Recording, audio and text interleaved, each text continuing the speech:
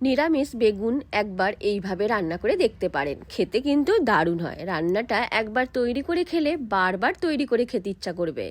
আপনারাও অবশ্যই নিরামিষ দিনে বেগুন একবার হলেও এইভাবে রান্না করে খেয়ে দেখবেন।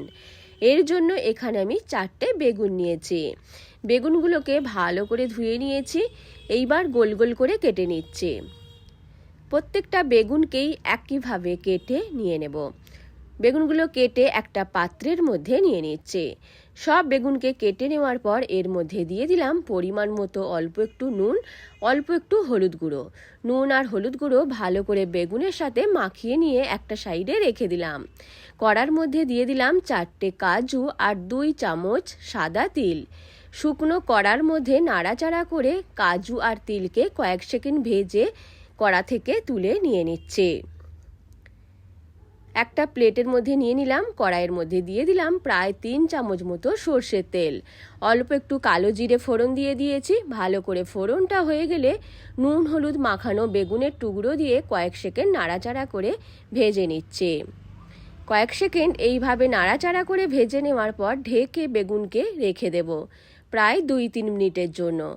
তাহলে বেগুন খুব ভালো করে প্রায় অনেকটাই সেদ্ধ হয়ে যাবে। কয়েক সেকেন্ড নাড়াচাড়া করে নিয়েছি। এইবার ঢেকে দিলাম।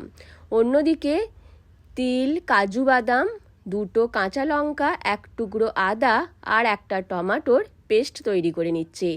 আগে থেকে যেই তিল আর কাজু ভেজে রেখেছিলাম তার সাথে নিয়ে নিয়েছি 1 টুকরো আদা, 2টো কাঁচা লঙ্কা আর একটা টমেটো পেস্ট তৈরি করে নিয়েছি। অন্যদিকে ঢাকনা খুলে দিয়েছি। বেগুন খুব ভালোভাবে ভাজা হয়ে গেছে আর সাথে অনেকটা সেদ্ধ হয়ে গেছে।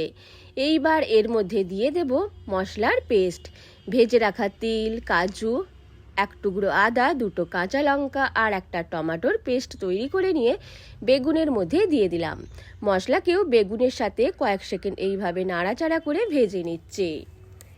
এই রান্নাটা তৈরি করতে খুব কম সময় লাগে, খেতে কিন্তু দারুণ হয়। আপনারা রুটি, পরোটা, ভাত সবার সাথেই করতে পারেন। এর মধ্যে দিয়ে দিলাম পরিমাণ মতো নুন, অল্প একটু চিনি, অল্প একটু হলুদ গুঁড়ো আর অল্প একটু লঙ্কা গুঁড়ো। মশলা দিয়ে কয়েক সেকেন্ড কষিয়ে নেওয়ার পর দিয়ে দিলাম প্রায় হাফ কাপ মতো জল।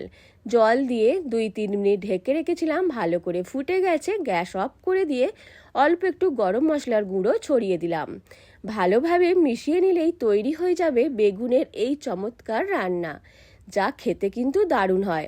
আর চিনিটা অবশ্যই একটু স্বাদ মতো দেবেন, তাহলে খেতে আরও বেশি ভালো হয়।